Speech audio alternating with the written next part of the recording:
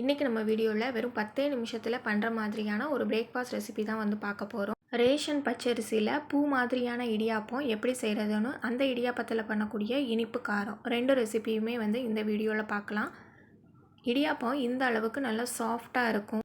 இப்போ இந்த இடியாப்பம் பண்ணுறதுக்கு நான் ரேஷனில் கொடுத்த பச்சரிசி மாவை நல்லா கழுவி காய வச்சு மிஷினில் அரைச்சி எடுத்த மாவு தான் வந்து யூஸ் பண்ண போகிறேன். ஒரு 5 கரண்டி அளவுக்கு மாவு எடுத்திருக்கேன். இந்த 5 கரண்டி அளவு மாவுக்கு ஒரு 1.5 கிளாஸ் அளவு சூடான தண்ணி வந்து நான் இதில் சேர்த்துக்கிறேன். நீங்கள் 1 கிளாஸ் அளவுக்கோ இல்லை 1 கப் அளவுக்கோ மாவு எடுத்திங்கன்னா அதுக்கு 2லேருந்து 2.25 கப் அளவுக்கு சூடான தண்ணி சேர்த்திங்கன்னா கரெக்டாக இருக்கும். மாவு வந்து நல்ல கையில் ஒட்டுற மாதிரி நல்ல தளர்வாக தான் இருக்கணும். ரொம்ப ஹார்டாக இருந்துச்சு மாவு அப்படின்னா நம்மளுக்கு பிழியறதுக்கும் சரி இடியாப்பமும் சாஃப்டாக வராது.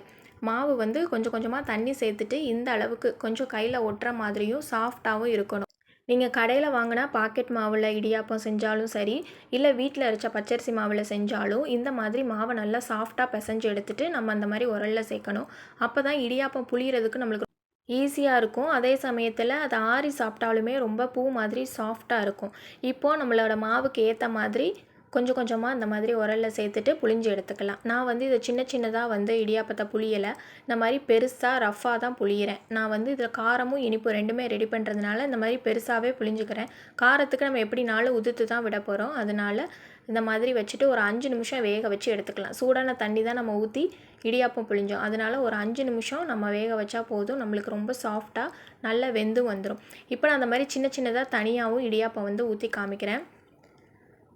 இதையுமே இந்த மாதிரி நல்லா வேக வச்சு எடுத்தாச்சு. இப்போ நம்ம வேக வச்சு எடுத்த அந்த இடியாப்பத்தெல்லாம் இந்த மாதிரி உதுத்து எடுத்துக்கலாம். ஃபஸ்ட்டு இதில் நம்ம இனிப்பு பண்ணிடலாம், அப்புறம் காரம் பண்ணிடலாம்.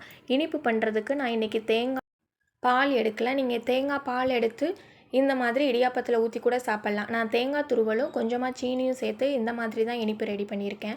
உங்களுக்கு இந்த மாதிரி சாப்பிட பிடிக்குன்னா இது மாதிரி ரெடி பண்ணிக்கலாம். அப்படி இல்லைன்னா தேங்காயை வந்து மிக்சியில் நல்லா அரைச்சிட்டு அதோட பால் எடுத்து அதுக்கப்புறம் நம்ம இடியாப்பத்தில் ஊற்றி சாப்பிட்லாம். அதுவுமே ரொம்ப டேஸ்ட்டாக இருக்கும். நம்மளோட இடியாப்பத்தோட இனிப்பு ரெடி ஆகிட்டு இப்போ காரம் எப்படி செய்கிறதுன்னு பார்க்கலாம். ஒரு கடாயில் கொஞ்சமாக எண்ணெய் சேர்த்துட்டு எண்ணெய் சூடானதும் கடுகு உளுந்தம்பருப்பு போட்டு கொஞ்சம் பொரிய விட்டுக்கலாம். நீங்கள் இந்த டைமில் கடலைப்பருப்பு கூட சேர்த்துக்கலாம், அதுவும் நல்லாயிருக்கும். இப்போது காரத்துக்கு தகுந்த மாதிரி மிளகாய் வத்தலும் கருவேப்பிலையும் சேர்த்துட்டு நல்லா கலந்து விட்டுக்கலாம். 1/4 ஸ்பூன் அளவுக்கு மஞ்சத்தூள் சேர்த்துக்கலாம், கலர்ஃபுல்லாக இருக்கும். இப்போ மீதி உதுத்து வச்ச இடியாப்பத்தை காரத்துக்காக கொஞ்சமாக சேர்த்துக்கலாம். மாவு பிசையும் போது நான் உப்பு சேர்க்கல, அதனால் காரத்துக்கு இப்போ கொஞ்சமாக உப்பு சேர்த்துக்கலாம்.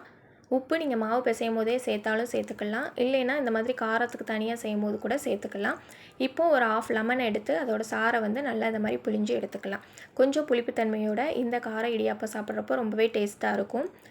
நீங்களும் இதை மாதிரி காரம் இனிப்பு 2மே வந்து ட்ரை பண்ணி பாருங்கள். ரேஷன் பச்சரிசியில் கூட நம்ம பிசுபிசுப்பு இல்லாமல் பூ மாதிரியான இடியாப்பம் சுலபமாக செய்யலாம். இந்த வீடியோ உங்களுக்கு பிடிச்சிருந்தா மறக்காமல் உங்கள் ஃப்ரெண்ட்ஸ்க்கு ஷேர் பண்ணுங்கள். நியூவாக பார்க்குற ஃப்ரெண்ட்ஸ் சேனலை சப்ஸ்கிரைப் பண்ணுங்கள்.